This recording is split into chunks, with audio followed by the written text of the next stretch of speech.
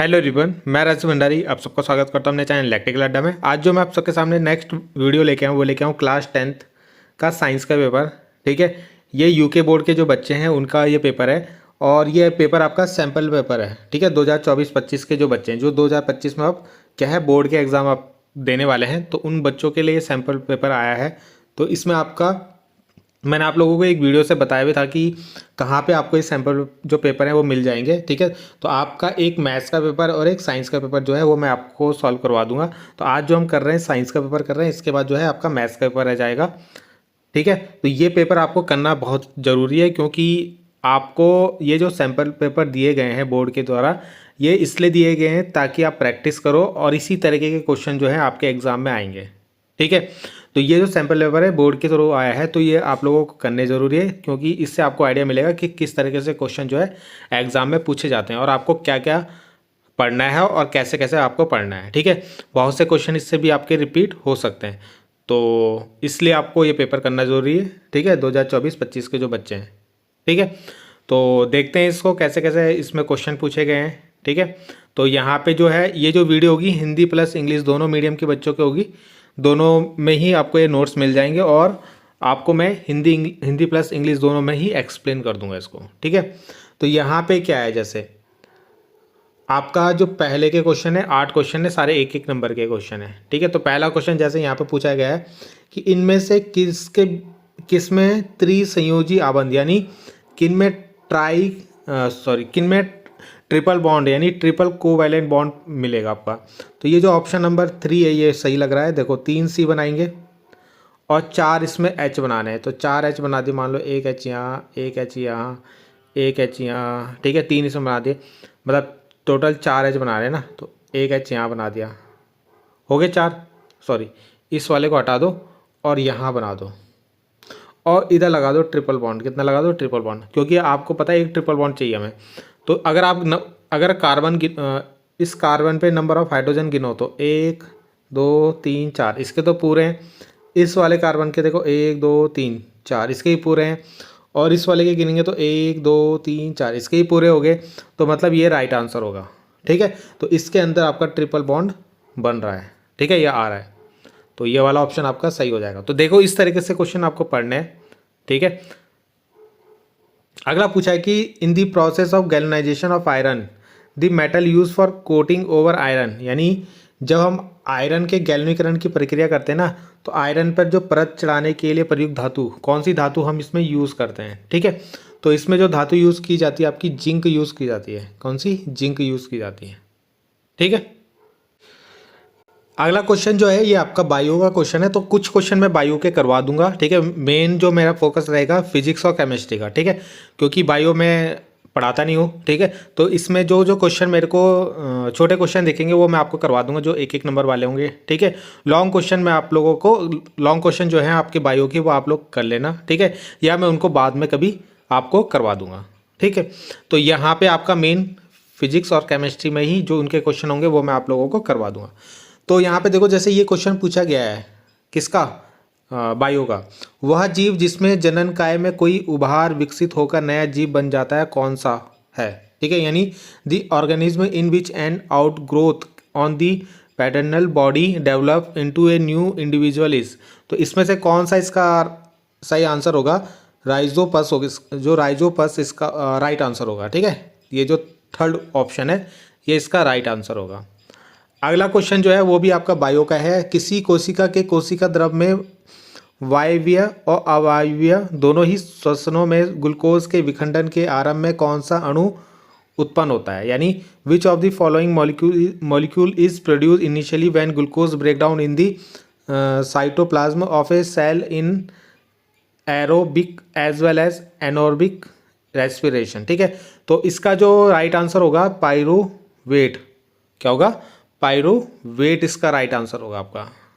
ठीक है, अगला क्वेश्चन आपका फिजिक्स का है कि जब जो आपका कॉनकेव मिरर है यानी जो आपका अवतल दर्पण है उसमें कब आपका आभासी सीधा और बिंब से बड़ा प्रतिबिंब बनता है, यानी वस्तु से बड़ा प्रतिबिंब बनता है? यानी कॉनकेव मिरर में कौन सा केस ऐसा है जब आपका वर्चुअल इरेक्ट और लार्ज इमेज बनती है, ठीक है। तो ये आपने बनाया भी होगा, तो ये कब होता है आपका, जब आप P और F के बीच में रखते हो, किसके, P और F के बीच में ऑब्जेक्ट को रखते हो। ये आपका P हो गया, ये आपका F हो गया। तो यहाँ पे जब आप ऑब्जेक्ट को रखते हो उस समय जो है इसकी वर्चुअल इरेक्ट और लार्ज इमेज बनती है। आप इसके डायग्राम देखोगे ना, है ना, तो वहाँ पे आपको दिख जाएगा कैसे इसको बनाया जाता है आपका। अगला क्वेश्चन देखते हैं। अगला क्वेश्चन बहुत सिंपल क्वेश्चन पूछा गया है कि मानव नेत्र के किस भाग पर किसी वस्तु का प्रतिबिंब बनता है वहाँ होता है, तो उसको हम दृष्टि पटल कहते हैं, ठीक है, यानी रेटिना कहते हैं। तो यहाँ पे ये तो आपका सिंपल ही क्वेश्चन था आपका। अगला पूछा है कि इनमें से कौन सा फॉर्मूला है जो पावर को रिप्रेजेंट नहीं करता, यानी कौन सा फॉर्मूला गलत है एक तरीके से। तो ये वाला फॉर्मूला आपने कहीं देखा नहीं होगा, P=I/R², ठीक है। तो ये आपका रॉन्ग आंसर होगा।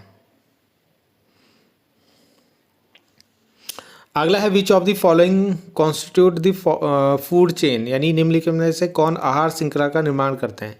तो यहाँ पे जो आपका लग रहा है कि घास जो होता है उसको बकरी खाती है, और बकरी को कौन खाता है, शेर खाता है, ठीक है। जो ग्रास, गॉट और लायन जो है ये वाला राइट आंसर हो रहा है, बाकी ये सब रॉन्ग है आपके, ठीक है। अगला सेकंड क्वेश्चन जो है, यहाँ तक आपके एक नंबर के थे, ये भी आपके मतलब वो तो आपके MCQ थे। यहाँ पे आपका एक नंबर के क्वेश्चन है, what effect does the concentration of H+ ion have on the nature of the solution, यानी H+ आयन की सांद्रता का विलयन की प्रकृति पर क्या प्रभाव पड़ता है, ठीक है। तो यहाँ पे जो H+ आयन हमें यही बताता है कि वो मीडियम जो है वो एसिडिक है, ठीक है, या बेसिक है, इस चीज़ के बारे में हमें वो बताता है, ठीक है, यानी अम्लीय है या क्षारीय है, इसके बारे में हमें H+ जो है वो बताता है, ठीक है। अगला क्वेश्चन है which metal do not corrode easily, यानी कौन सा धातु ऐसा है जो संक्षारित नहीं होता, ठीक है। तो जो आपके सबसे नीचे होते हैं ना रिएक्टिविटी सीरीज में, जो सबसे नीचे होते हैं, जैसे गोल्ड हो गया आपका, है ना, जो सोना होता है वो कभी जंग लगता है उसमें, नहीं लगता। प्लेटिनियम हो गया आपका, ठीक है, प्लेटिनियम हो गया, तो ये क्या होते हैं, इनमें कभी भी जंग नहीं लगता। जैसे जिंक हो गया, तो यानी जो नीचे के होते हैं ना, सिल्वर हो गया, इनमें क्या होता है, जंग नहीं लगता, ठीक है।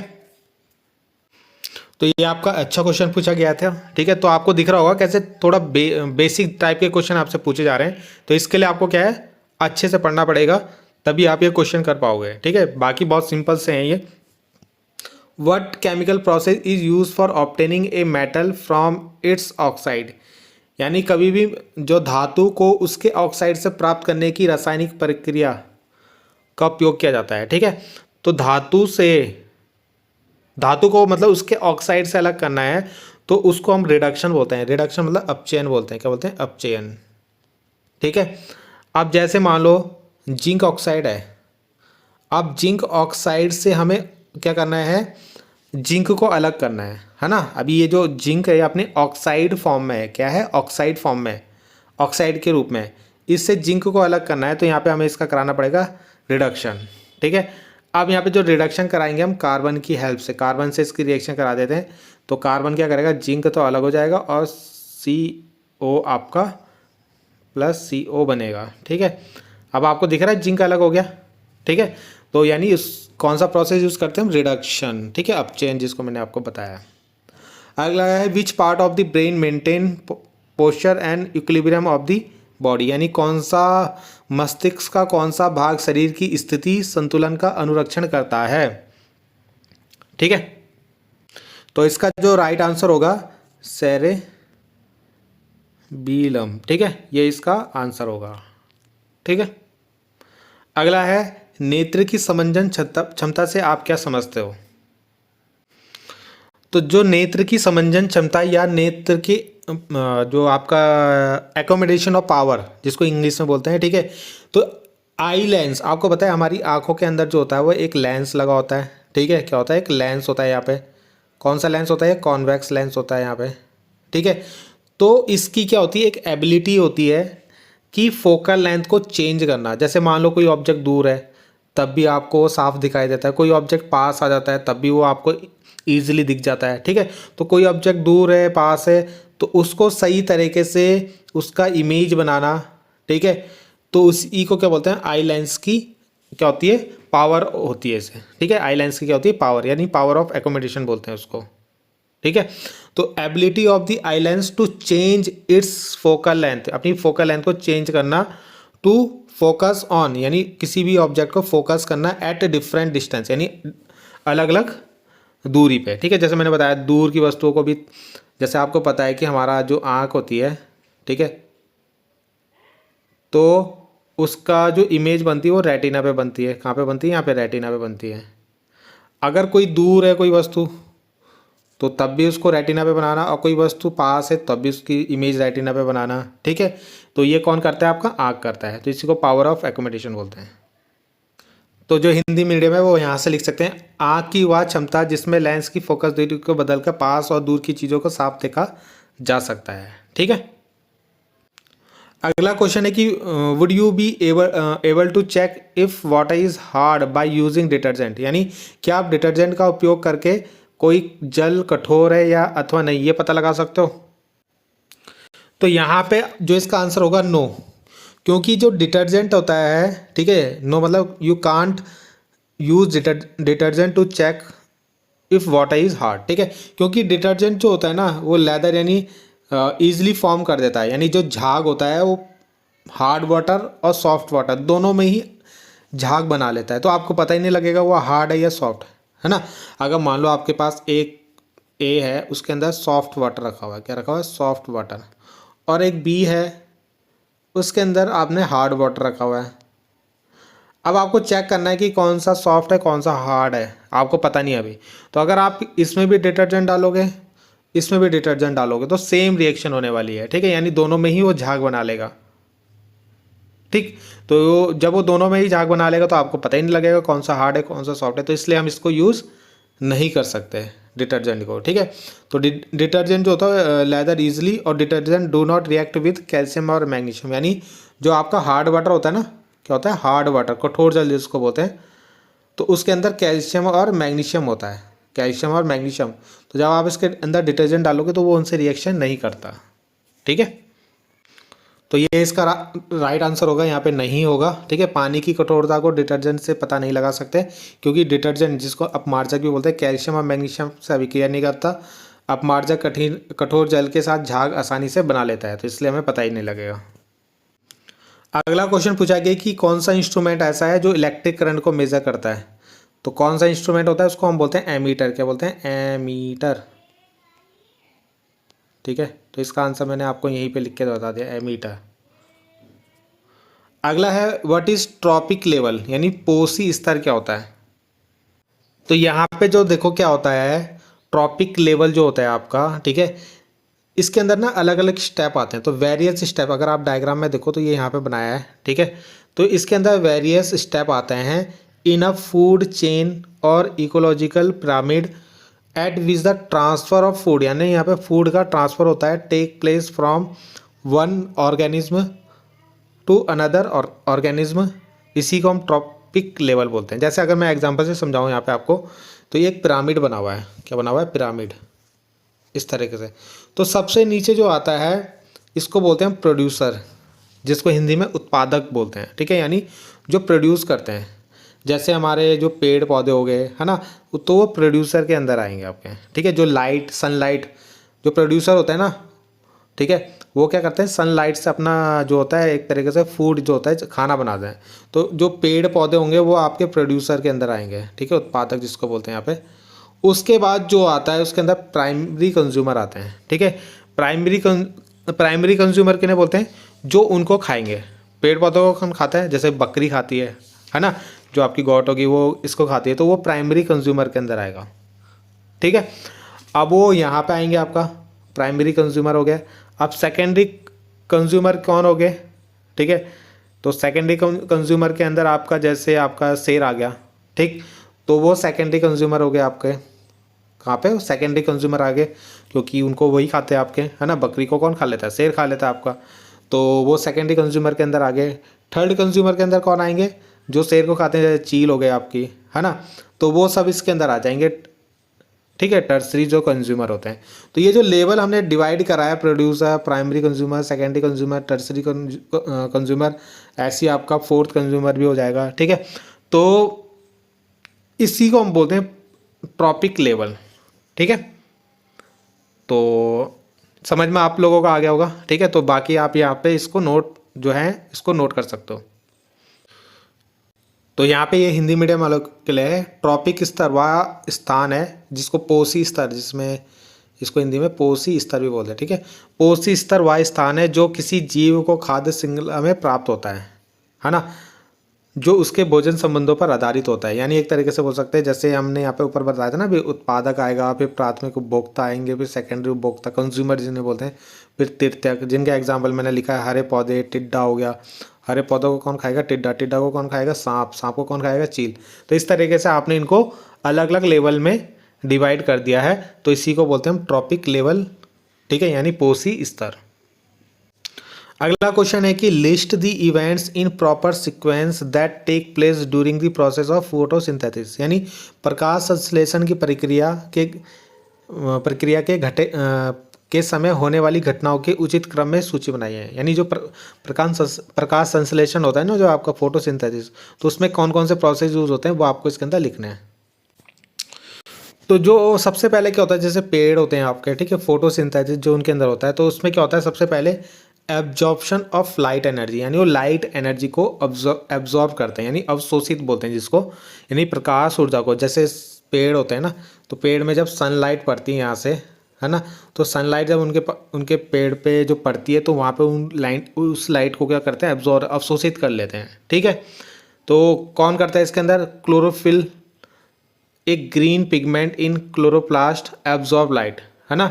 तो क्लोरोफिल के अंदर एक क्या होता है, ग्रीन पिगमेंट होता है इन क्लोरोप्लास्ट, वो एब्जॉर्ब करता है लाइट को, ठीक है।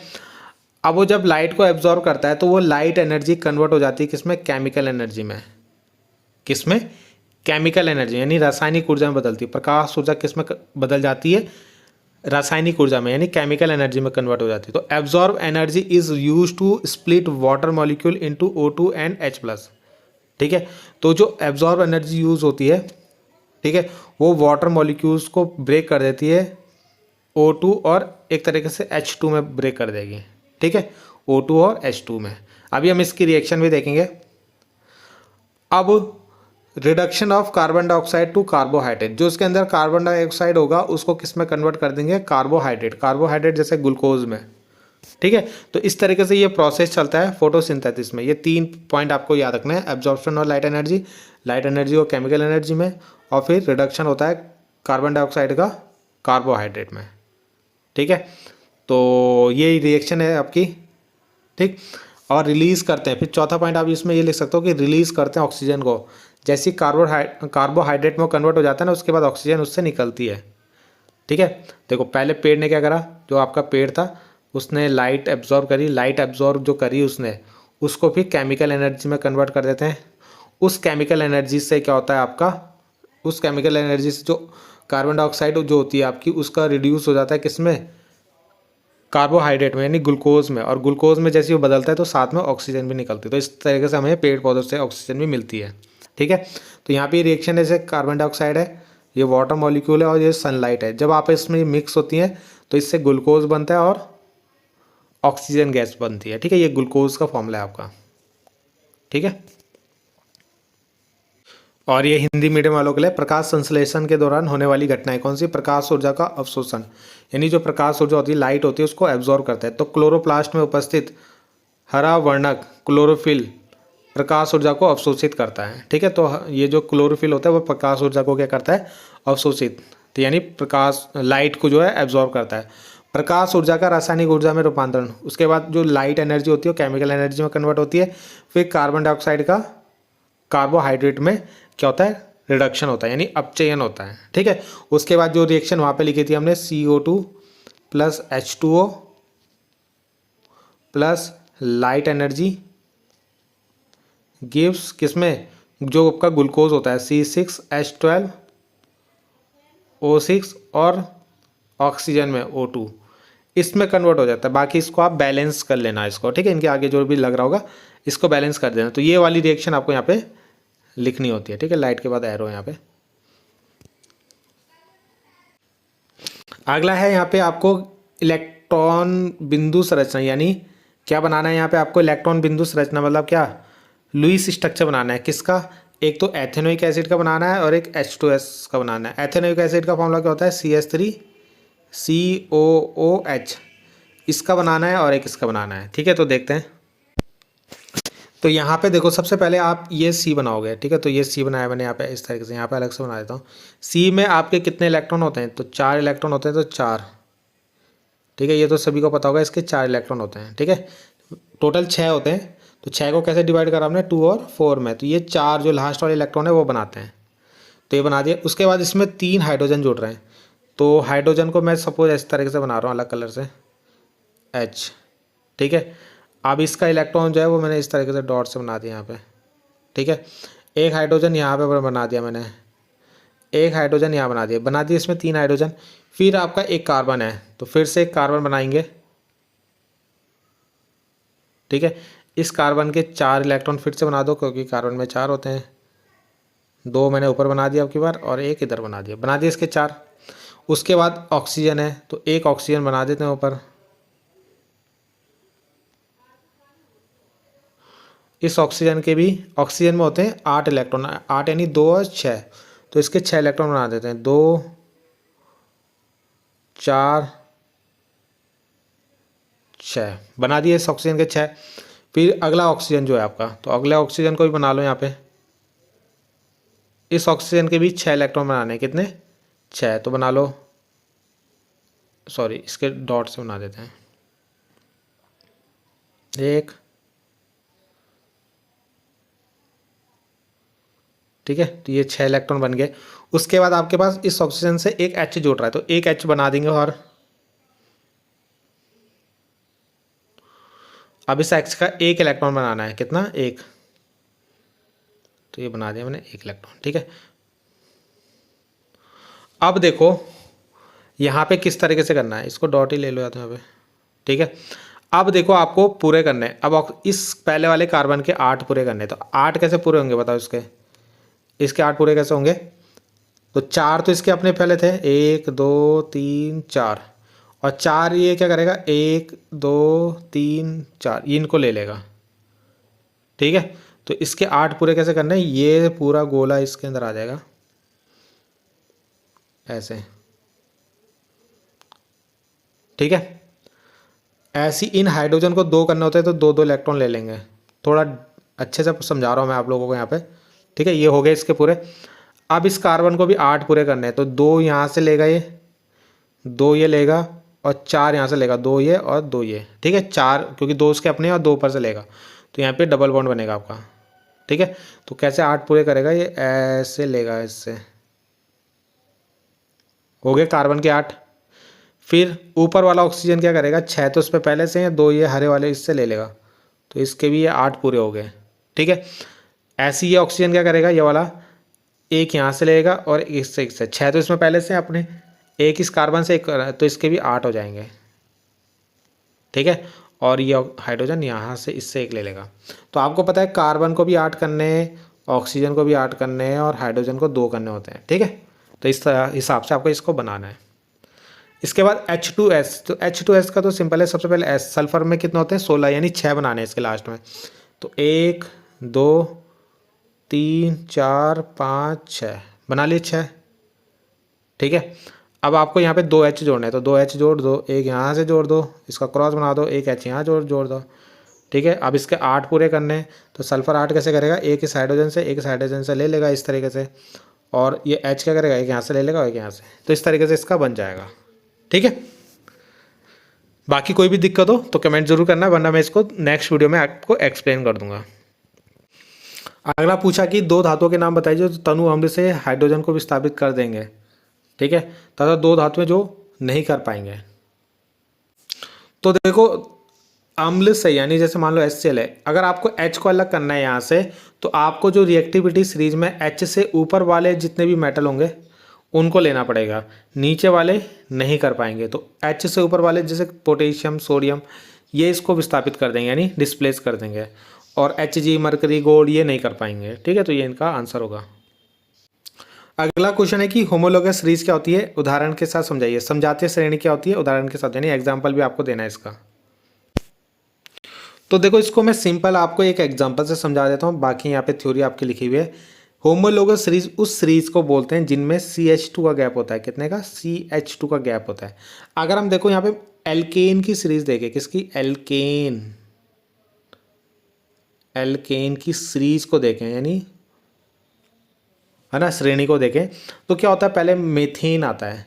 मेथेन में देखो एक कार्बन है और 4 H है। ठीक है, यहाँ तक कोई दिक्कत नहीं है। उसके बाद वाले में देखो एथेन में, तो यहाँ पे 2 कार्बन है और 6 H हैं। ठीक है, और उसके बाद प्रोपेन को देखो तो उसमें 3 कार्बन और 8 H हैं। ठीक है, ऐसी ब्यूटेन जो होगा, methane meth eth prop but जो होगा C4 होगा, H10 होगा। ऐसी पेंटेन जो होगा C5H12 होगा। तो आपको क्या दिख रहा है, अगर आप यहाँ पे देखो सबको, तो यहाँ पे सब में CH2 का गैप है। कितना? CH2, यानी एक कार्बन बढ़ रहा है और 2 H बढ़ रहे हैं। बढ़ रहे हैं सब में। देखो एक कार्बन बढ़ाया और 2 H बढ़ाया, एक कार्बन बढ़ाया 2 H बढ़ाया, एक कार्बन बढ़ा दो C4 और 2 H बढ़ा दो H10। ठीक है, तो इस तरीके से ऐसी सीरीज जिसमें सब में CH2 का गैप होगा, उस सीरीज को हम होमोलोगस सीरीज बोलते हैं। तो हम एल्केन बनाएं, एल्कीन बनाएं, एल्काइन बनाएं, ऐसे हम बहुत सारे बना सकते हैं। ठीक है, तो बाकी आप डेफिनेशन यहाँ से इसकी देख लेना, मैंने आपको एक्सप्लेन करा दिया, वरना अगर मैं ऐसे इसको एक्सप्लेन करूँगा तो बहुत लॉन्ग वीडियो आपकी बन जाएगी। अगला क्वेश्चन है 14। यहाँ पे आपको न्यूरॉन यानी एक तंत्रिका कोशिका का डायग्राम बनाना है। तो मैंने आपको बताया था बायो के कुछ क्वेश्चन जो है वो आप लोगों को खुद करने हैं। तो यहाँ पे आपको डायग्राम बनाना है, तो ये आप इसको बना लेना। ठीक है, आपको मिल जाएगा इजली बुक में। अगला है कि जो आपके यंत्रिक्ष यात्री होते हैं ना, यंत्रिक्ष में जो यात्री होते हैं उनको आकाश नीले की अपेक्षा काला क्यों प्रतीत होता है? यानी जब वो अंतरिक्ष में जाते हैं तो वहाँ उन्हें काला दिखाई देता है आसमान। तो ऐसा क्यों होता है? ठीक है, यानी sky appear dark instead of blue to a astronaut. ठीक है, तो देखते हैं। तो इसका सिंपल सा एग्जाम्पल, फिर सिंपल सा जो आंसर है वो ये है कि जब हम वहाँ जाते हैं, क्या अंतरिक्ष में जाते हैं, यानी जो आपका कहाँ स्पेस में जाते हैं जब हम, तो स्पेस क्या होता है? अर्थ के बाहर है ना। यहाँ अगर हम जा रहे हैं, ये मान लो अर्थ है हमारी, तो यहाँ पे क्या होता है? एटमॉस्फेयर नहीं होता आपका, एटमॉस्फेयर नहीं होता, यानी वायुमंडल नहीं होता। और तो जब वहाँ पे वायुमंडल ही नहीं होगा तो वहाँ पे लाइट का जो प्रकीर्णन, यानी जो आप एक तरीके से बोल सकते हो लाइट का डिफ्रैक्शन जो है वो, लाइट का स्कैटरिंग नहीं हो पाएगी वहाँ पे। ठीक है, क्या नहीं हो पाएगी? स्कैटरिंग नहीं हो पाएगी, तो वहाँ पे हमें लाइट नहीं दिखाई देती। ठीक है, यानी वहाँ पे फिर बिल्कुल ब्लैंक दिखाई देगा, यानी काला दिखाई देगा आपको। क्यों? क्योंकि वहाँ पे वायुमंडल नहीं होता आपका। तो वायुमंडल नहीं होगा तो सूर्य से आने वाली किरणें जो होंगी वो स्कैटर ही नहीं हो पाएंगी। स्कैटर मतलब उनका प्रकीर्णन ही नहीं हो पाएगा। तो जब वो प्रकीर्णन नहीं हो पाएंगे तो कैसा हो जाएगा? वो कैसा दिखाई देगा आपको? ब्लैंक, मतलब ब्लैक कलर का दिखाई देगा वहाँ, है ना, काला रंग दिखाई देता है। तो यही आपको इसके अंदर लिखना है। ठीक है, यांत्रिक को आकाश काला दिखाई देता है क्योंकि अंतरिक्ष में सूर्य के प्रकाश को प्रकीर्णन करने के लिए कोई वायुमंडल नहीं होता। अब जब से पृथ्वी के अंदर जब लाइट आती है तो पृथ्वी में क्या होते हैं? बहुत छोटे छोटे क्या होते हैं? कण होते हैं। ठीक है, वायुमंडल में। तो वायुमंडल में जब ये कण होते हैं तो वो क्या करते हैं? लाइट को क्या करते हैं? स्कैटर करते हैं, यानी क्या करते हैं? प्रकीर्णित करते हैं, जिससे हमें वो फिर कौन सा रंग दिखाई देता है? ब्लू कलर का दिखाई देता है। ठीक है, आसमान जो होता है ब्लू, नीला रंग दिखाई देता है। अगला क्वेश्चन 16 क्वेश्चन, बहुत इंपॉर्टेंट क्वेश्चन, बहुत बार पूछा जाता है। Why should A magnesium ribbon be clean before the burning in air? यानी जो मैग्नीशियम रिबन होता है उसको जलाने से पहले साफ क्यों किया जाता है? तो यहाँ पे क्या है कि जो मैग्नीशियम रिबन होता है should be clean before burning in air to remove the layer. यानी जो मैग्नीशियम रिबन होता है उसको जलाने से पहले इसलिए साफ़ किया जाता है क्योंकि उसके ऊपर जो मैग्नीशियम ऑक्साइड की लेयर चढ़ जाती है, किसकी? मैग्नीशियम ऑक्साइड की जो लेयर चढ़ जाती है उसके ऊपर। ठीक है, तो अब वो लेयर उसके ऊपर अगर चढ़ जाएगी तो जो अगर आप उसको जला रहे हो तो वो ढंग से नहीं चलेगा। यानी जो क्या है वो जो आपकी मतलब एक तरीके से ढंग से नहीं चलेगा ना। जब उसके ऊपर लेयर आ जाएगी मैग्नीशियम ऑक्साइड की तो फिर वो जल नहीं पाएगा, क्योंकि वो ढक देगा उसको, है ना। तो इसलिए इसको फिर साफ़ किया जाता है और फिर उसको जलाया जाता है, ठीक है। To form that form on the surface which would otherwise prevent it from burning, यानी वो उसको जलाने से बचा देगा नहीं तो, ठीक है। तो वायु में जलाने से पहले मैग्नीशियम रिबन को साफ, ताकि आसानी से ऑक्सीजन से क्रिया कर सके और जल सके, ठीक है। क्योंकि मैग्नीशियम धातु सामान्य ताप पर वायु की उपस्थिति में मैग्नीशियम ऑक्साइड बनाता है, ठीक है। यानी उसके ऊपर मैग्नीशियम ऑक्साइड की लेयर बन जाएगी, नहीं तो फिर वो आपका ढंग से जलेगा नहीं, ठीक है। अगला जो आपसे क्वेश्चन पूछा गया है कि एक एक्स कोई पदार्थ है, यानी कोई एक एक्स सब्सटेंस है जो सफ़ेदी करने के लिए, यानी वाइट वॉशिंग के लिए यूज़ होता है। जैसे घरों में हम सफ़ेदी करते हैं ना, पुताई करते हैं, तो उसके लिए ये यूज़ होता है। तो उस एक्स का आपको नाम और उसका फॉर्मूला लिखना है। तो उस एक्स का नाम होता है कैल्शियम ऑक्साइड, कैल्शियम ऑक्साइड, जिसको हम क्विक लाइम भी बोलते हैं। क्या बोलते हैं? क्विक लाइम, ठीक है। अब फॉर्मूला भी लिख दिया, उसका नाम भी लिख दिया, ठीक है। अब इसकी वाटर के साथ रिएक्शन करानी है। तो CaO की जब हम वाटर के साथ, सेकंड पार्ट में बोल रहा है कि उसकी जल के साथ, यानी वाटर के साथ रिएक्शन भी कराओ। तो वाटर के साथ जैसे हम रिएक्शन कराएंगे ना, तो ये बता क्या बनाएगा? कैल्शियम हाइड्रोक्साइड बनाएगा। क्या बनाएगा? कैल्शियम हाइड्रोक्साइड बनाएगा, ठीक है। तो ये रिएक्शन आपको इसके अंदर लिखनी है, ठीक है। तो जो चूना होता है उसको पानी के साथ मिक्स करते हैं, तब हम उसको क्या करते हैं? घरों में पुताई करते हैं इसको, ठीक है। अगला क्वेश्चन था आपको बैलेंस करनी है रिएक्शन, ठीक है। तो बैलेंस कैसे करोगे? देखो यहाँ BA, ये तीनों रिएक्शन बैलेंस करनी है। तो मैं आपको दिखाता हूँ, देखो कैसे करेंगे इसको। तो यहाँ पे देखो BA, एक B है, यहाँ भी एक B है, यहाँ पे 2 Cl है, तो इसलिए मैंने यहाँ पे 2 लगा दिया इसके आगे, है ना। क्वेश्चन में नहीं दिया था, अब मैंने यहाँ पे 2 लगा दिया। 2 लगाने से क्या हुआ? ये Cl 2 हो गए। देखो यहाँ पे कितने हो गए? 2 Cl, यहाँ पे भी 2 Cl। अब यहाँ पे 2 H हैं। तो अगर आप देखो तो जैसे मैंने यहाँ पे 2 लगाया ना, तो H भी 2 हो गए, देखो यहाँ पे, ठीक है। तो H भी बैलेंस हो गया। S यहाँ पे 1 है, यहाँ पे भी S 1 है। O यहाँ पे 4 है, यहाँ पे भी 4 O है। तो इस तरीके से बैलेंस हो गया ना। तो 2 लगाने से वो पूरा बैलेंस हो गया। अगला आपको दे रखा था Al CuCl2 Al, सॉरी ऐसे दे रखा था आपको, Al CuCl2 Al Cl3 plus Cu। तो देखो Al तो सेम था दोनों साइड पहले, ठीक है। अब अगर आप यहाँ पे देखो तो यहाँ पे 3 Cl थे और यहाँ पे कितने Cl हैं? 2 Cl हैं, ठीक है। तो Cl को बैलेंस करना था। तो Cl को बैलेंस करने के लिए हम इसको 6 बना लेते हैं। तो इधर मैं 3 लिखता हूँ और इधर मैं 2 लिख देता हूँ। तो यहाँ पे जो Cl हो गए 3 दूनी 6 हो गए, यहाँ पे भी 3 दूनी 6 Cl हो गए। अब जैसे ही हमने यहाँ पे 3 लिखा तो Cu 3 हो गए, तो यहाँ पे Cu के आगे 3 लगा दिया, ठीक है। और यहाँ पे जैसे हमने 2 लगाया तो Al 2 हो गए, तो यहाँ पे Al के आगे भी 2 लगा दिया। तो इस तरीके से ये बैलेंस हो जाएगा आपका। अगला क्या था? आपको दे रखा था Na प्लस O2, तो ये दे रखा था Na2O। तो यहाँ पे Na के नीचे 2 है ना, तो मतलब 2 Na, तो यहाँ 2 लगा दिया। O हमारा 1 है ना। यहाँ पे इधर 2 O है, तो इधर आपने 2 लगा दिया। अब 2 O हो गए, मगर N कितने हो गए? 4 हो गए। तो इसलिए यहाँ से 2 को हटा के हमें यहाँ पे 4 लगाना पड़ेगा। क्या लगाना पड़ेगा? 4। तो इस तरीके से बैलेंस हो गया आपका, ठीक। अगला क्वेश्चन पूछा जाता है कि sodium is kept immersed in kerosene oil why, यानी सोडियम को केरोसिन ऑयल के अंदर क्यों डुबो कर रखा जाता है, ठीक है। तो इसका रीज़न ये, इसलिए हम, इसका रीज़न ये है कि केरोसिन ऑयल को इसलिए सोडियम जो है उसको केरोसिन ऑयल के अंदर इसलिए डुबो कर रखते हैं ताकि वो ऑक्सीजन के कांटेक्ट में ना आए। और अगर वो ऑक्सीजन के कांटेक्ट पे आ गया तो उसमें तुरंत आग पकड़ लेगा वो, ठीक है। यानी वो बहुत रिएक्टिव होता है, बहुत जल्दी आग पकड़ लेता है, यानी फायर जो है वो कैच कर लेगा आपका, ठीक है। तो इसलिए उसको किसके अंदर, सोडियम को केरोसिन ऑयल के अंदर, सोडियम हो गया, पोटेशियम हो गया, है ना। वैसे सोडियम को पूछा जाता है तो सोडियम को आप केरोसिन ऑयल के अंदर डुबो कर रखते हैं ताकि वो ऑयल के कांटेक्ट पे, मॉइस्चर के कांटेक्ट पे, यानी ऑक्सीजन नमी के संपर्क में ना आ सकें, ठीक है। अगला क्वेश्चन जो है 18, तो यहाँ पे आपको डायग्राम बनाने हैं। तो ये डायग्राम आप दोनों बना लेना इसको, ठीक है। बाकी ये भी बायो का क्वेश्चन है, तो ये भी आप कर लेना, ठीक है। 19 मैं आप लोगों को कराता हूँ 20 वाला, ठीक है। 20 वाले में क्या है? What determine the rate at which energy is deliver by the current, ठीक है।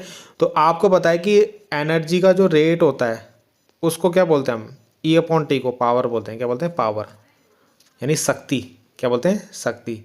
तो बस इसको ये लिखना था यहाँ पे, शक्ति बोलते हैं यानी पावर। तो इसका आंसर होगा। ठीक है। अगला क्वेश्चन पूछा गया था, आपको एक बल्ब है ना, जैसे घरों में बल्ब होता है, तो उसकी वोल्टेज दे रखी थी 220।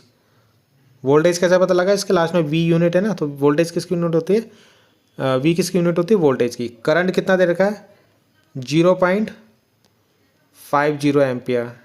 ठीक है। तो बल्ब की शक्ति निकालनी है आपको, पावर। तो पावर कैसे निकालोगे, P इक्वल टू होता है V/I। तो V कितना है 220, I कितना है 0.50, पॉइंट हटाओगे 2 जीरो बढ़ाओगे, ऊपर बढ़ा दिए, 0 से 0 कट गया, 5 से इसको काटो, 5 5 4 जा 20, 5 4 जा 20 और 0, तो 440 वाट इसकी क्या आएगी आपकी, क्या आ गया, पावर आ गई आपकी। ठीक है। क्या निकालनी थी हमें, पावर यानी शक्ति निकालनी थी, तो इतना आ गया, 440 का आंसर हो जाएगा।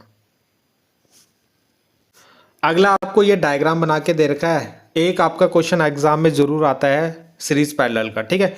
तो यहाँ पे आपको एक तो टोटल रेजिस्टेंस निकालना है, पहले इसको, इनको जोड़ के आपको आंसर निकालना है यानी आर निकालना है। ठीक है।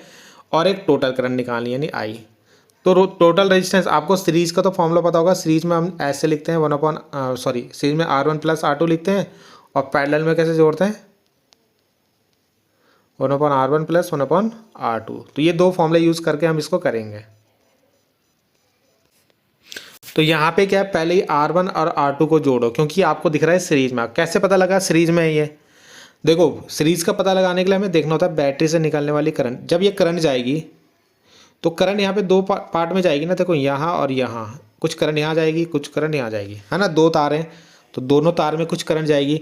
तो यहाँ पे जो करंट जा रही है दोनों में, इन दोनों में ये करंट जाएगी सेम, R1 में भी R2 में भी। ठीक है। सपोज इसको हम I1 ले लें, तो यहाँ पे भी I1 जाएगी, यहाँ पे भी I1 जाएगी। क्यों, क्योंकि एक ही तार में ना दोनों रेजिस्टेंस। ऐसे ही यहाँ पे अगर मान लो ये I2 है, तो यही I2 इसमें भी जाएगी, यही I2 इसमें भी जाएगी, तो यानी इन दोनों में भी सेम करंट जा रही है आपकी I2। तो जब आपका सेम करंट इसमें भी जा रहा है, सेम करंट इसमें, तो पहले इन दोनों को, सेम करंट किन में होता है, सीरीज में होता है, यानी श्रेणी क्रम में होता है। ठीक है। तो इन दोनों को सीरीज में जोड़ा, सीरीज वाला फॉर्मूला लगाया, देखो तो 20 + 10 कितना हो गया 30। ऐसे ही इन दोनों को अलग से सीरीज में जोड़ा, R डबल डैश मैंने यहाँ पे इसको मतलब दिखाने के लिए लगाया कि ये इस वाले को जोड़ के आएगा, और ये डबल डैश वाला इन दोनों को जोड़ के आएगा। ठीक है। वैसे ही लगाया है सिंबल। तो इन दोनों को जोड़ोगे तो कितना बनेगा 30। ठीक है। तो जब अब इसका डायग्राम कुछ ऐसे बन जाएगा, एक ऊपर और एक नीचे, और इस तरीके से जब हम इनको जोड़ लेंगे। ठीक है। अब आपको क्या दिख रहा है, दोनों ऊपर वाला से हो गया और 30 हो गया, और नीचे वाला भी 30 हो गया, है ना, जोड़ के दोनों 30। अब अगर यहाँ से करंट जाएगी तो इसमें अलग करंट जाएगी, इसमें अलग करंट जाएगी, है ना। अब ये दोनों क्या में हो गए, पैरेलल। जब करंट सेम जाती तो श्रेणी क्रम यानी सीरीज, है ना। अब अलग अलग करंट जाएगी, यहाँ पे इसमें अलग जाएगी, इसमें अलग, तो अब ये समांतर, तो समांतर यानी पैरेलल वाला फॉर्मूला लगा देंगे। तो यहाँ पे मैंने अब जो रेजिस्टेंस निकाल रहा हूँ टोटल निकाल रहा हूँ, तो 1/RT इक्वल टू ये जो R डैश आया 1/R डैश, और ये जो R डबल डैश आया 1/R डबल डैश। तो इन दोनों की वैल्यू रख देंगे 30, इसकी भी रख देंगे 30। अब इसको सॉल्व कर लेना, है ना। तो सॉल्व करने पे यहाँ पे जो आंसर आएगा 15 आएगा आपका। ठीक है। एलसीएम ले लोगे ना, 2/30 हो जाएगा, और 2 से काटना 2 × 2 15। ये अब ये 1/RT आया, तो RT जब आप निकालो, ठीक है, तो यहाँ पे जो RT होगा आपका इतना आ जाएगा आपका। ठीक है। यानी 15/1 होगा ना, 15/1, तो 15/1 को आप 15 ही लिखोगे। ठीक। अब आपको करंट निकालना था, I = V/R होता है टोटल करंट। टोटल करंट कौन सी होती है, अगर आप डायग्राम में देखो, जो यहाँ से करंट जाएगी उसको टोटल करंट बोलेंगे। ठीक है। ये वाली करंट, तो ये करंट जो है इन सब में जाएगी। क्यों, कैसे जाएगी सब में, क्योंकि ये जो यहाँ से जाएगी कुछ यहाँ जाएगी कुछ यहाँ, तो है तो यही करंट ना जो जा रही है, तो ये टोटल करंट हो गया आपकी। तो ये कैसे निकालोगे, टोटल रेजिस्टेंस जो आया आपका और जो टोटल वोल्टेज जो है आपका, इन दोनों से आएगा। ठीक है। तो ये जो होगा टोटल वोल्टेज, टोटल वोल्टेज आपको 24 देर का, टोटल करंट आपका 15, तो इनको डिवाइड करके आपका आंसर आ जाएगा। तो एक क्वेश्चन है आपके पास 22 वाला कि एक स्टूडेंट है ना, उसको डिफ़िकल्टी हो रही है reading the black board while sitting in the last row, यानी किसी क्लास में लास्ट रो पे, लास्ट सीट जो होती है ना, वहाँ पे एक बच्चा बैठा हुआ है आपका, स्टूडेंट जो है उसको ब्लैक बोर्ड में जो लिखा हुआ है उसको देखने में दिक्कत हो रही है, तो ये किस टाइप का आपका क्या होगा, मतलब एक तरीके से डिफेक्ट होगा आपकी आंखों में, यानी आंखों में किस प्रकार का ये डिफेक्ट है, यानी दोष है ये। ठीक है, तो जिसको हम मायोपिया बोलते हैं, क्या बोलते हैं, मायोपिया, क्या बोलते हैं, मायोपिया। ठीक है, और एक दूसरा नाम होता है इसका शॉर्ट साइडनेस। ठीक है, साइडनेस। ठीक है, यानी जिसको हिंदी में निकट दृष्टि दोष बोलते हैं, निकट दृष्टि दोष बोलते हैं इसको। ठीक है, तो वाला डिफेक्ट है। अगला है right the 2 reason for occurrence, यानी क्यों ये हो जाता है। ठीक है, उसके 2 रीज़न लिखने हैं आपको और उसको एक्सप्लेन करना है with help of diagram, and how can this be solve by glasses, यानी इसको कैसे हम सॉल्व कर सकते हैं। तो यहाँ पे इसका आंसर है, तो पहला तो मैंने आपको बता देता, मायोपिया बोलते हैं या शॉर्ट साइटनेस बोलते हैं, जिसको हिंदी में निकट दृष्टि दोष बोलते हैं। ठीक है, दूसरा पूछा गया था इनका रीज़न, ऐसा क्यों हो जाता है, मतलब मायोपिया जो है, जो आपको मायोपिया में क्या होता है, जो आपको दूर की चीज़ होती है, यानी दूर की चीज़ें जो होती है वो नहीं दिखाई देती, पास की दिखाई देती हैं।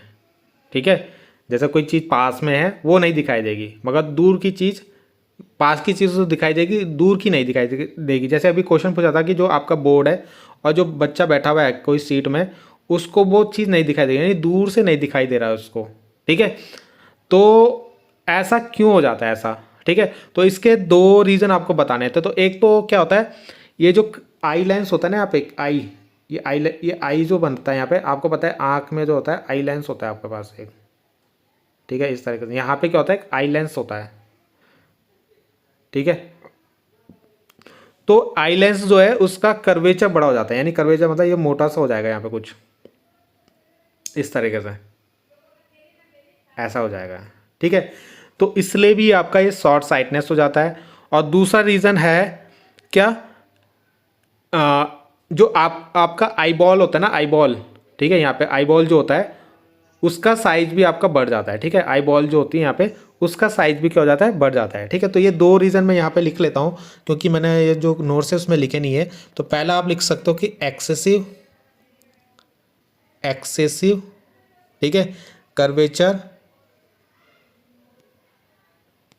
Of eye lens. ठीक है, दूसरा आप लिख लेना यहाँ पे एलोंगेशन। ठीक है, ई होगा यहाँ पे एलोंगेशन ऑफ, ये आपका जी होगा। ठीक है, ऑफ आई बॉल। ठीक है, ये आप यहाँ पे लिख सकते हो। आप तीसरा चीज़ पूछा था कि इसको, इस डिफेक्ट को सही कैसे करते हैं। ठीक है, तो होता क्या है, जैसे हमारी आँख है, तो ये जो डिस्टेंस दूर वाली जो वस्तु होती है ना, यानी यहाँ पे कोई अगर मान लो ऑब्जेक्ट रखा हुआ है आपने, तो उससे जो लाइट आएंगी ना, वो क्या होती है, पहले ही रेटिना से, यही रेटिना लाइट होनी चाहिए कहाँ, रेटिना पे मिलनी चाहिए ऐसे, मगर वो रेटिना पे नहीं मिलती, रेटिना से पहले ही मिल जाती है। ठीक है, क्यों, क्योंकि जो ये लेंस होता है ना, इसकी जो एक तरीके से फोकस पॉइंट्स, फोकस जो इसकी पावर होती है वो बढ़ जाती है, तो ये क्या करता है, पहले ही लाइट को मिला देता है, तो ये रेटिना पे नहीं बनता, और मतलब रेटिना पे नहीं मिलता, और जब रेटिना पे नहीं मिलेगा तो आपको जो चीज़ें होंगी ब्लर, यानी धुंधली सी दिखाई देने लगेगी। तो आपको क्या करना है, इस लाइट को इस रेटिना तक पहुंचाना है। तो रेटिना तक कौन सा लेंस पहुंचा सकता है, यानी लाइट को कौन फैलाता है आपका, कौन सा डाइवर्स करता है लाइट को, तो जो ये जो आपका कॉनकेव लेंस होता है, ये लाइट को क्या करता है, फैलाता है इस तरीके से। ठीक है, तो यानी यहाँ पे क्या करेंगे, इस ये लाइट को क्या करेगा, फैला के इसको रेटिना तक पहुँचा देगा ऐसे। ठीक है, तब आपको वो सही से दिखाई देने लग जाएगा। तो ये देखो यहाँ पे क्या करा है, इस तरीके से इसको जो आई पे बन रहा था, अब ये जैसे हमने लेंस यूज़ करा, इसने क्या करा, ये जो ऑब्जेक्ट है इसको रेटिना तक पहुँचा दिया। ठीक है, और जब आप इसको पीछे मिलाओगे तो यहाँ पे आपको इमेज जो है बनेगी। कैसी इमेज बनती है यहाँ पे, वर्चुअल इमेज बनती है। ठीक है, जिसको हिंदी में आभासी बोलते हैं, क्या बोलते हैं, आभासी। ठीक है, आभासी प्रतिबिंब आपका एफ, जो एफ पॉइंट है ना यहाँ पे बन जाता है। ठीक है, तो ये आपका इसके अंदर आपको लिखना था। अगला क्वेश्चन है कि यहाँ पे कि परितंत्र से आप क्या समझते हो, परितंत्र में अपमार्जकों की क्या भूमिका है। ठीक है, what do you mean by ecosystem, what is the role of decomposer in ecosystem. तो देखो एक इकोसिस्टम क्या है, कम्युनिटी है ना। कम्युनिटी मतलब एक तरीके से क्या है, जिसको बोलते हैं समुदाय, जिसको हिंदी में बोलते हैं, जैसे हम बोलते हैं ना कम्युनिटी, एक कम्युनिटी क्या है, तो इकोसिस्टम भी एक क्या है, एक कम्युनिटी है ऑफ प्लांट्स का, एनिमल्स का, और जो स्मॉलर ऑर्गेनिज्म होते हैं उनका, ठीक है, that leave, feed, reproduce and interact in the same area और इन्वायरमेंट, ठीक है। तो इसको हम बोलते हैं इकोसिस्टम, जहाँ पे क्या होता है पूरी कम्युनिटी, मतलब जिसके अंदर प्लांट्स आ गए, आपके एनिमल्स, जैसे हम लोग हैं तो हम जो हैं, हम हो गए, पेड़ पौधे हो गए, है ना, जो उसके एनिमल्स हो गए, ये सब क्या बनाते हैं, एक इकोसिस्टम बनाते हैं, ठीक है। अब ये जो इकोसिस्टम होता है सब एक दूसरे पे डिपेंडेंट होते हैं, ठीक। जैसे हम लोग, जैसे बहुत सारे एनिमल्स जो प्लांट पे डिपेंडेंट है, अगर प्लांट नहीं होंगे तो वो भी नहीं होंगे।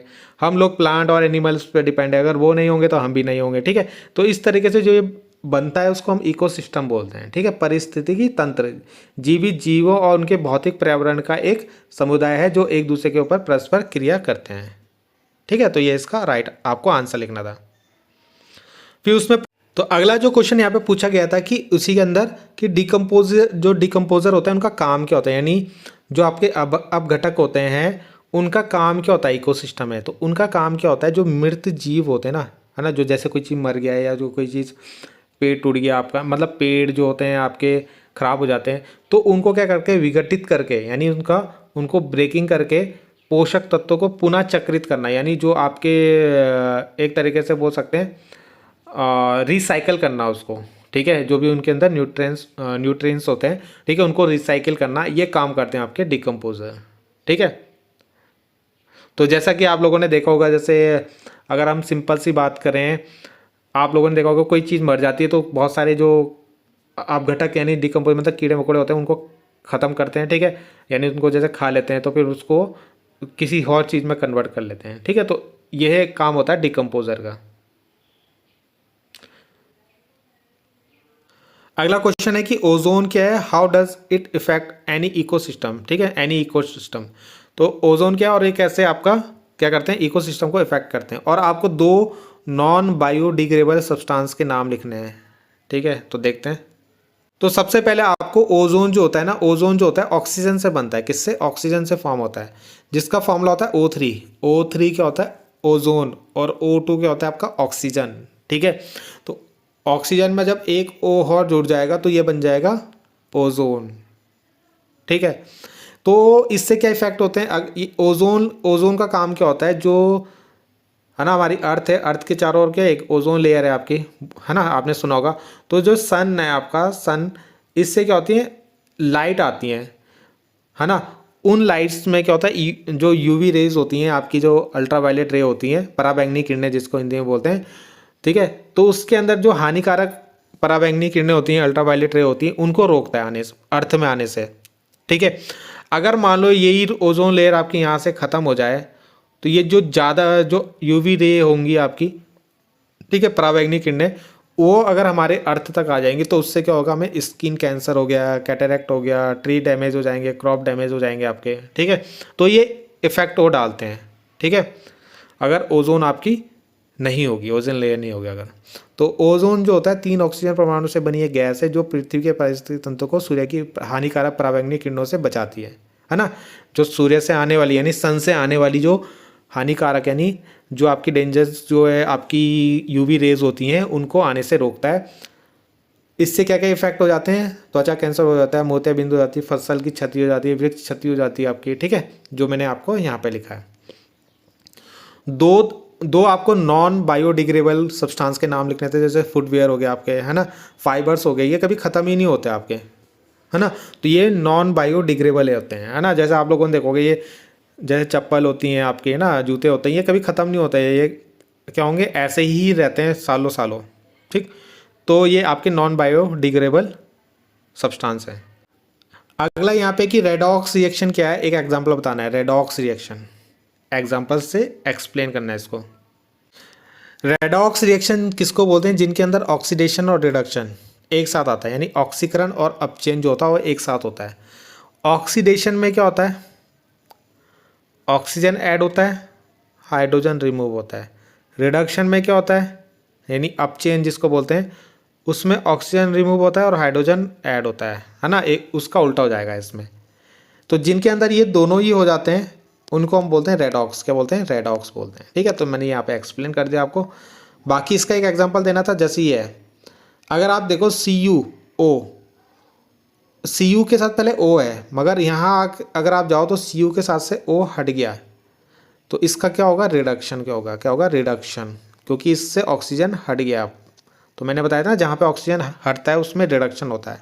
ठीक है, तो इसका हो गया रिडक्शन, जिसको हम बोलेंगे अपचयन। अब यहाँ पे देखो H2 में अभी H2 है, उसके साथ देखो ऑक्सीजन जुड़ रहा है यहाँ पे, तो इसको बोलेंगे हम ऑक्सीडेशन। क्या बोलेंगे? ऑक्सीडेशन, ऑक्सीकरण हिंदी में बोलेंगे इसको। ठीक है, तो ये इसका एग्जाम्पल हो गया। अगला आपसे पूछा गया था यहाँ पे न्यूट्रलाइजेशन रिएक्शन क्या होती है, गिव 2 एग्जाम्पल्स। ठीक है, तो देखो न्यूट्रलाइजेशन रिएक्शन किसको बोलते हैं, ये आपका एक आंसर होगा, जहाँ पे आपका एसिड और बेस आपस में मिलके क्या बनाते हैं? सॉल्ट प्लस वाटर बनाते हैं। क्या बनाते हैं? Salt plus water. तो जब भी आपका एसिड और बेस मिलता है, यानी अम्ल और क्षार जब भी मिलता है, तो क्या बनाता है? आपका लवण बनाता है। क्या बनाता है? लवण प्लस जल बनाता है। ठीक है, तो इसी को हम न्यूट्रलाइजेशन रिएक्शन, यानी न्यूट्रलाइजेशन को क्या बोलते हैं? उदासीनीकरण अभिक्रिया बोला जाता है। ठीक है, क्या बोलते हैं हिंदी में? उदासीनीकरण अभिक्रिया। अब इसका एग्जांपल, जैसे ये पहला एग्जांपल हमने लिया HCl, ये हो गया आपका एक एसिड, NOH हमने एक लिया बेस। तो जब हम इनको मिक्स करेंगे तो क्या बनेगा? यहाँ से देखो एक NaCl बन जाएगा, और ये जो OH और ये H जो है मिलके H2O बना देंगे। ठीक है, तो ये जो होता है आपका सॉल्ट होता है। क्या होता है? सॉल्ट। 2 एग्जाम्पल उन्होंने बोले थे। दूसरा हम ले सकते हैं, यहाँ पे मैंने यहाँ पे लिखा नहीं है, आप यहाँ पे नोट कर लेना जो मैं आप बता रहा हूँ। HBr, उसके साथ हमने मिक्स करा क्या? KOH, तो यहाँ पे क्या होगा? KBr आपका बनेगा, तो ये भी एक सॉल्ट है आपका, और H2O बनेगा। ठीक है, तो ये आपका एक सॉल्ट बना, जिसको हिंदी में लवण बोलते हैं। ठीक है, और ये आपका एक अम्ल, ये आपका एक क्षार है यानी बेस है, और ये आपका एक एसिड है यानी अम्ल है। ठीक है, तो ये आपको ध्यान रखना है। अगला क्वेश्चन है कि 2 यूज लिखने आपको बेकिंग सोडा के। बेकिंग सोडा के 2 यूज लिखने आपको। ठीक है, तो बेकिंग सोडा के 2 यूज हो गए। बेकिंग सोडा का एक तो बेकिंग पाउडर बनाने के लिए, और एक फायर एक्सटिंग्यूशर में। ठीक है, बेकिंग पाउडर बनाने में अग्निशमक यंत्र आपने देखा होगा, जो आपके कॉलेजों में या आपने देखा होगा हॉस्पिटल में लगे होते हैं, लाल से डब्बे जो होते हैं, तो उनके अंदर आपका क्या होता है? बेकिंग पाउडर ही भरा होता है। ठीक है, तो वो सोडियम हाइड्रोजन कार्बोनेट बोलते हैं इसको, बेकिंग सोडियम हाइड्रोजन कार्बोनेट। तो ये इसके अंदर भरा होता है। तो ये क्या होता है? आग बुझाने के लिए भी यूज़ होता है। और बेकिंग पाउडर जो आप लोग ये खाते हो ना, क्या, जैसे ब्रेड, ये जो होते हैं ब्रेड हो गया आपके, ठीक है, तो इनको क्या करना है? फुलाने के लिए भी यूज़ करते हैं इसको, बेकिंग पाउडर। ठीक है, बाकी आपको जैसे ये है ना, बेकिंग पाउडर हो गया, इसके यूज़, और आपका ब्लीचिंग पाउडर के यूज़, वॉशिंग जो सोडा होता है उसका यूज़, है ना, तो इन सब के आपको यूज़ याद होने चाहिए। किसी के भी आपसे पूछ सकता है, और सबके फॉर्मूले भी याद होने चाहिए। ठीक है, तो ये क्वेश्चन हमने कर लिए, 2 छूट गए थे आपके। Why does aqua solution of acid conduct electricity? तो इलेक्ट्रिसिटी क्यों कंडक्ट करता है अम्ल? अम्ल का जो जलीय विलयन होता है उसमें वैद्युत चालन क्यों हो जाता है? क्योंकि अम्ल जो होता है वो H+ आयन देता है। क्या देता है? H+ आयन देता है जब भी आप उसको पानी में मिलाओगे। जैसे आपने मान लो HCl मिलाया, है ना, किसके अंदर? पानी के अंदर। ठीक है, वाटर के अंदर, तो ये यहाँ पे टूट जाता है H+ और Cl- में।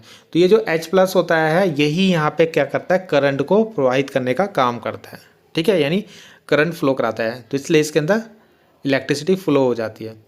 अगला है ब्लीचिंग पाउडर का रासायनिक नाम और सूत्र। तो ये अभी आपने देखो, इसका फॉर्मूला होता है COCl2, ब्लीचिंग पाउडर का, और नाम इसका होता है कैल्शियम ऑक्सीक्लोराइड। कैल्शियम ऑक्सीक्लोराइड इसका आप नाम लिख सकते हो, केमिकल नेम। ठीक है, अगला क्वेश्चन है कि आपके पास 2 सॉल्यूशन है, एक A है एक B है। ठीक है, A का जो pH है वो 6 है, इसका pH कितना है? 6, और बी जो है उसका pH 8 है, कितना 8। किस विलयन में हाइड्रोजन आयन की सांद्रता अधिक होगी? तो ये आपका एसिड, आपको पता है ना 7 से कम वाले जो होते हैं वो एसिड होते हैं, 7 से ज़्यादा वाले क्या होते हैं? बेस होते हैं। तो इसमें हाइड्रोजन आयन आपका ज़्यादा होगा, किसमें? ए वाले में, ठीक है। इनमें से कौन अम्लीय है कौन क्षारीय है? तो ए वाला अम्लीय होगा और बी वाला क्षारीय, यानी ए आपका एसिड हो गया और बी आपका बेस हो गया, ठीक है। तो बस यही बताना था इसमें, सिंपल सा क्वेश्चन। बाकी आपको यहाँ पे पूछा गया है कि रस्टिंग ऑफ आयरन जो होता है उसको बचाव के लिए 2 उपयोग। तो आपको पता है पेंट हम लोग कर लेते हैं, गैल्वेनाइजेशन हम लोग करते हैं, ठीक है। तो ये आप इसको लिख सकते हो इसके अंदर।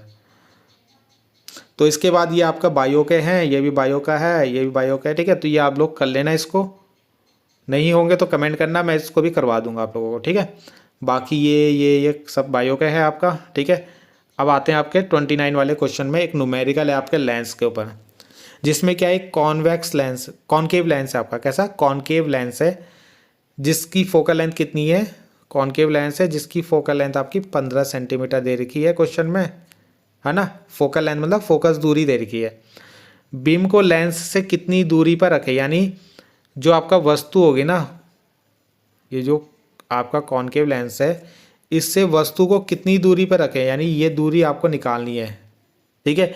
कितनी दूरी पर रखें कि इसके द्वारा जो बीम लेंस का 10 सेंटीमीटर दूरी पर बने, यानी जो बने, जो इसकी इमेज बनेगी वो कितने 10 सेंटीमीटर, यानी वी आपको दे रखा है, क्या दे रखा है? वी दे रखा है आपको, ठीक है। तो लेंस द्वारा आवर्धन भी ज्ञात करना है, यानी इसका एम भी निकालना है आपको। तो वी निकालना है और एम निकालना है। तो देखते हैं। तो आपका एक जो ये क्वेश्चन में कॉनकेव लेंस दिया था, कॉनकेव लेंस के लिए एफ नेगेटिव लेते हैं हम, और वी भी क्या होगा इसका? नेगेटिव, क्योंकि इस साइड ही बनेगा ये, है ना। क्योंकि आपने पढ़ा है कॉनकेव में दोनों इधर ही बनते हैं, 2 ही केस आते हैं इसके अंदर, ठीक है। तो वी भी नेगेटिव, इस साइड सारा नेगेटिव होता है। तो ये फॉर्मूला लगाएंगे 1/f equal to 1/v minus 1/u। F की वैल्यू रखी यहाँ पे और वी की वैल्यू रखी यहाँ पे। जब दोनों में फॉर्मूले में वैल्यू रख दी तो यहाँ पे अब आपको क्या निकालना है? इन दोनों में से, इसमें से निकालना आपको 1/u। तो 1/u कैसे निकालोगे? इस माइनस 1/u को इधर ले गए, प्लस का हो गया, ठीक है। तो u 1/u को इधर ले गए माइनस का, तो प्लस हो गया। उसके बाद ये माइनस का 1/15 इधर ले गए तो ये प्लस का हो गया, ठीक है। अब यहाँ पे इनका एलसीएम लिया, तो इन दोनों को 30 करने के लिए क्या करा? इसमें 2 की मल्टीप्लाई कर, इसमें 3 की मल्टीप्लाई करी, इसमें 2 की, 30 इसका एलसीएम आ गया। तो ये हो जाएगा माइनस का 3 और ये हो गया 2, तो कितना आ गया? माइनस का 1/30। तो u कितना आएगा यहाँ से? माइनस का 30 आ जाएगा, है ना। 1/u इक्वल टू ऐसे लिखोगे माइनस 1/30। तो ये कितना हो जाएगा? क्रॉस मल्टीप्लाई करो तो u की वैल्यू आ जाएगी माइनस का 30, ठीक है। m निकालने का फॉर्मूला v/u। तो v आपका कितना है? -10, u कितना है? -30। तो -10/-30 कितना होगा? 1/3। यानी देखो 1/3 मतलब 0 पॉइंट कुछ आएगा। तो ये इमेज जो बनेगी वो स्मॉलर देन ऑब्जेक्ट, यानी वस्तु से छोटी बनेगी। अगर वस्तु इतनी बड़ी है तो इमेज उसकी छोटी सी बनेगी, ठीक है, यानी प्रतिबिंब छोटा सा बनेगा। अगला क्वेश्चन पूछा है कि लॉ ऑफ रिफ्रैक्शन क्या होता है, ठीक है। तो देखते हैं इसको। तो लॉ ऑफ रिफ्रैक्शन, रिफ्रैक्शन के आपके 2 लॉ हैं, यानी जो अपवर्तन बोलते हैं जिसको हिंदी में, उसके 2 नियम है। पहला नियम तो यही है कि जो आने वाली यानी इंसिडेंट रे, ये जो आती है ना, इसको बोलते हैं हम इंसिडेंट रे, जिसको हिंदी में आपतित किरण बोलते हैं, ठीक है। रिफ्रैक्टेड रे, जो ये लाइट गई बाहर, यानी अपवर्तित किरण, और नॉर्मल, ये जो लाइन हमने खींची हुई है, यानी अभिलंब, तीनों ही एक ही प्लेन पे लाई करते हैं। देखो ये तीनों एक ही प्लेन पे लाई कर रहे हैं। तो पहला नियम तो यही है, सेम प्लेन पे, यानी एक ही तल पर मिलते हैं, ठीक है। दूसरा नियम यह है कि जो ये एंगल बनता है यहाँ पे, इसको बोलते हैं हम साइन आई। क्या बोलते हैं? साइन आई। जो नॉर्मल यानी अभिलंब और आपतित किरण इनके बीच में बन रहा है, और नॉर्मल अपवर्तित किरण इनके बीच में जो एंगल बनता है उसको बोलते हैं हम साइन आर। क्या बोलते हैं? Sine R. तो sine I upon sine R equal to होता है आपका कांस्टेंट। क्या होता है? कांस्टेंट होता है, जिसको हम एन लिखते हैं यहाँ पे, ठीक है। एन मतलब रिफ्रैक्टिव इंडेक्स भी बोला जाता है इसको, और इसी को हम बोलते हैं स्नेल का नियम। क्या बोलते हैं? स्नेल लॉ, ठीक है। तो यहाँ पे वही लिखा हुआ है कि आपतन कोण की ज्या और अपवर्तन कोण की ज्या का अनुपात क्या होता है? स्थिर होता है। इसे स्नेल का नियम कहते हैं, ठीक है। तो यहाँ पे मैंने आपको दिखाया कि जब कोई लाइट रे आती है यानी इंसिडेंट रे जिसको आपतित किरण बोलते हैं, तो अगर वो डेंसर से रेयर से डेंसर जा रही है यानी विरल से सघन माध्यम में जा रही है, तो आपको पता है वो अभिलंब की ओर झुक जाएगी। यानी इस लाइट ने जाना था ऐसे सीधा, मगर ये गई ऐसे और ऐसे झुक जाएगी। कहाँ की तरफ? अभिलंब की तरफ। ठीक है, ये आपका अभिलंब यानी नॉर्मल है। ठीक है। दूसरा है कि अगर आपकी डेंसर से रेयर जा रही है यानी सघन से विरल जा रही है, अब सघन से विरल माध्यम में जा रही है। ठीक है, माध्यम तो पता होगा ना आपको। डेंसर मीडियम जैसे मान लो ग्लास हो गया आपका, कांच, ग्लास, और ये मान लो वायु, विरल मतलब वायु हो गया आपका, जैसे एयर हो गया आपका। ठीक है, एयर, इधर एक गिलास हो गया। ठीक है, तो जब भी ऐसा होगा तो इसने क्या करना था, डेंसर से रेयर जा रहा है मतलब सघन से विरल में जा रहा है, तो जाना तो इसको ऐसे चाहिए था, ऐसे सीधा, मगर ये क्या होती है अभिलंब से दूर हट के ऐसे चले जाती है, यानी अवे हो जाती है नॉर्मल से। थोड़ा सा गलत सा बना है। ठीक है, तो इसको सही कर लेना। ऐसे इसको जाना ऐसे चाहिए था सीधा, मगर ये थोड़ा ऐसे नॉर्मल से दूर हट जाती है। ठीक है, अगला क्वेश्चन में आपको क्या है, फोकल लेंथ दे रखी है कॉन्वेक्स की। अच्छा, फोकल लेंथ आपको निकालनी है, यानी फोकस दूरी निकालनी है, और वक्रतर त्रिज्या यानी आर आपको दे रखा है, रेडियस ऑफ कर्वेचर। तो देखते हैं कैसे करेंगे इसको। तो आर आपको दे रखा है, एफ निकालना है, तो दोनों को डिवाइड कर दो। ठीक है, तो 16 इसका आंसर आ जाएगा। अगला क्वेश्चन पूछा गया कि हीरे का अपवर्तनांक होता है 2.42। इस कथन से आप क्या तात्पर्य है? ठीक है, जो आपका डायमंड होता है उसका रिफ्रैक्टिव इंडेक्स होता है 2.42। What is the meaning of statement? तो इस स्टेटमेंट का मतलब क्या है? तो यहाँ पे जो बोला है कि जैसे मान लो ये डायमंड है आपका हीरा, इसका जो रिफ्रैक्टिव इंडेक्स है वो 2.42 है। ठीक है, यानी इसका जो रिफ्रैक्टिव इंडेक्स बोलो यानी अपवर्तनांक जो है एन जो है वो इसका 2.42 है। अब यहाँ पे ये इसका मतलब क्या है? इसका मतलब यह है कि अगर लाइट कोई इसके अंदर जाएगी ना, तो वो इतना टाइम्स कम हो जाएगी। क्या हो जाएगी? इतना टाइम्स कम हो जाएगी। किसके? वायु के सापेक्ष या निर्वात के सापेक्ष। जो निर्वात में उसकी लाइट की स्पीड होगी ना बाहर, यानी वैक्यूम में, निर्वात मतलब वैक्यूम बोलेंगे, तो वैक्यूम में जो इस लाइट की स्पीड होगी, लाइट की स्पीड जो होगी यहाँ पे, वो इस गिलास के अंदर इतना कम हो जाएगी। कितना? 2.42 कम हो जाएगी। ठीक है, तो ये मतलब होता है इसका। दोबारा समझ लो कि अगर कोई लाइट यहाँ से आ रही है, ठीक है, मान लो ये 100 की स्पीड से आ रही है लाइट, एग्जाम्पल के लिए मैं, मतलब ऐसे तो स्पीड कितनी होती है लाइट की? 3 × 10⁸ होता है मीटर पर सेकेंड। ठीक है, तो मैंने लाइट किया सपोज 100 की स्पीड से लाइट जो है वो वैक्यूम यानी निर्वात से आ रही है आपकी। ठीक है, यानी एयर से आ रही है। अगर ये इस ग्लास के अंदर जाएगी तो 2.42 कम हो जाएगी, यानी इसको 2.42 से डिवाइड कर देना, उतना कम हो जाएगी। ठीक है, तो वही यहाँ पे लिखा हो कि light travel 2.4 times slower in diamond than it does in vacuum.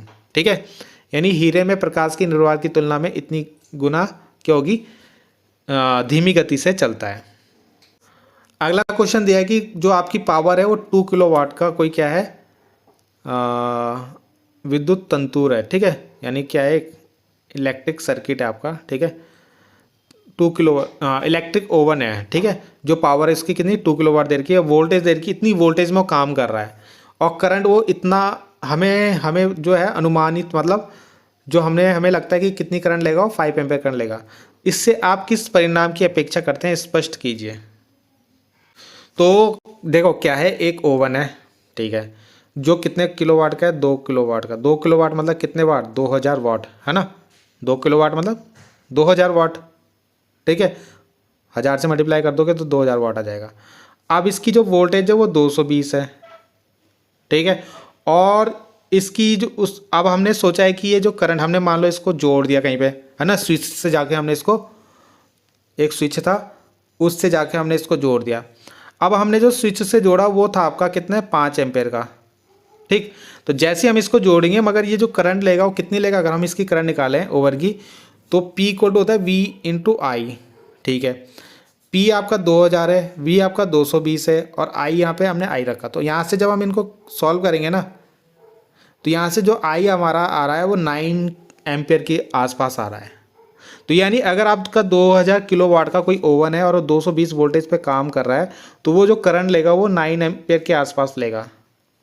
और जबकि आपने उसको स्विच किस में लगा रखा है, मतलब ऐसे सॉकेट में लगा रखा है 5 एम्पियर वाले में, तो क्या होगा, वो ज़्यादा करंट लेगा तो इससे क्या होगा, डैमेज हो जाएगा आपका। ठीक है, तो जो उसका फ्यूज़ हो गया, जो फ्यूज़ होंगे लगे हुए, वो आपके उड़ जाएंगे घर के। ठीक है, यानी एमसीबी जो हो जाएगी वो एकदम से डाउन हो जाएगी आपके घर की।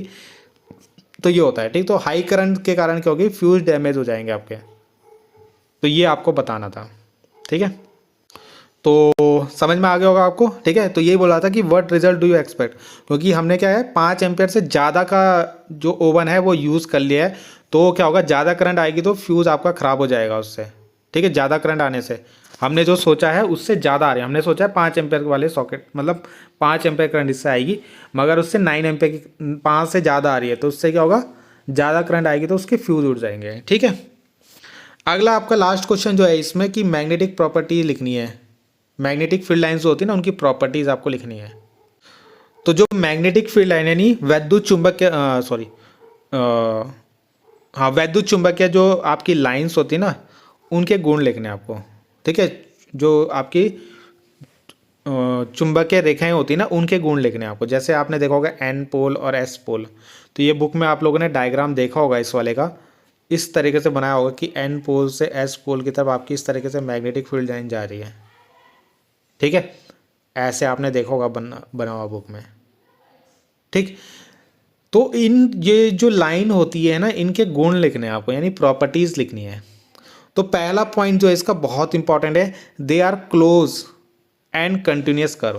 क्लोज का मतलब क्या है कि जैसे ये लाइट गई यहाँ से एन से एस, ठीक है, तो ये ना जो मैग्नेट होता है उसके अंदर एस से एन की तरफ वापस आ जाती हैं। क्या होती हैं, एस से एन की तरफ, यानी ये जाएगी ऐसे और फिर एस से एन की तरफ ऐसे, इस तरीके से। ठीक है, ऐसे ये वाली भी जाएगी तो ये भी ऐसे क्लोज हो जाएगी। तो इसी को बोलते हैं कि ये क्लोज होती हैं और कंटिन्यूस कर्व बनाती हैं। ठीक है, यानी यह रेखाएं बंद सतत वक्र होती हैं। ठीक है, जबकि अगर आप वो देखो ना प्लस माइनस चार्ज, जैसे प्रोटॉन न्यूट्रॉन, तो जो वैद्युत तरंगे वैद्युत रेखाएं होती हैं वो प्लस से माइनस की तरफ जाती हैं, मगर माइनस से प्लस की तरफ नहीं आती हैं, तो वो क्लोज नहीं होती हैं। ठीक है, कौन सी, वैद्युत रेखाएं। ठीक है, ये तो चुंबकीय रेखाएं, वो वैद्युत रेखाएं होती हैं आपकी, जो प्लस और माइनस आवेश जो होता है, चार्ज जो होता है, उनसे निकलती हैं। ठीक है, दूसरा पॉइंट लिखा कि हमेशा एन से एस की तरफ होती हैं। ठीक है, एन से एस की तरफ चलती हैं ये। ठीक है, और एक लाइन आप आगे भी लिख सकते हो, और चुंबक के अंदर ये एस से एन की तरफ चलती हैं। चुंबक के अंदर मतलब जैसे मान लो हमारा ये मैग्नेट है, ये एन और एस है, तो ये ऐसे जाएंगी, बाहर से तो ये ऐसे जाती हैं, अंदर से ये कैसे आएंगी, ऐसे अंदर से इस तरीके से एस से एन की तरफ चलती हैं। ठीक है, ऐसे जाएंगी और इसके अंदर ऐसे। अगला है कि यह एक दूसरे को कभी भी प्रतिच्छेद, यानी एक दूसरे को कभी भी इंटरसेक्ट नहीं करती। जैसे अगर आपने ये बनाई है यहाँ पे एन से एस की तरफ इस तरीके से, ठीक है, ऐसी सपोज आपने इसके अंदर ऐसे बना दी है। ठीक, आपने दूसरी बनाई ऐसे, ऐसी यहाँ से दूसरी बनाई, तो ये कभी भी ना एक दूसरे को टच नहीं करेंगे, यहाँ कहीं भी टच नहीं होंगी एक दूसरे से। ये याद रखना चाहिए, इससे हजार निकलती बहुत सारी हैं ऐसे। ठीक है, ऐसी यहाँ से भी निकलेंगी, मगर वो कभी भी एक दूसरे से टच नहीं होती है। ऐसा भी पूछा जाता है कि ये भी एक पूछा जाता है कि इंटरसेक्ट क्यों नहीं करती मैग्नेटिक फील्ड लाइंस, यानी जो चुंबकीय रेखाएं होती है एक दूसरे को क्यों नहीं कट करती है।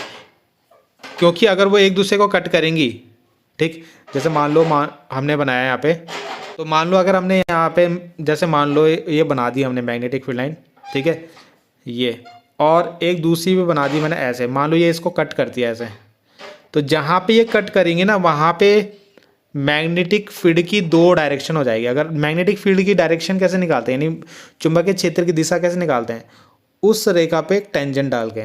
ठीक है, तो अगर मैं यहाँ पे टेंजेंट डालूँ तो एक लाइन ये आएगी और एक ये आएगा। यहाँ पे मैग्नेटिक फील्ड यानी चुंबकीय क्षेत्र की 2 दिशाएं बन रही है, तो 2 दिशाएं कभी भी नहीं हो सकती किसी भी बिंदु पे चुंबकीय क्षेत्र की।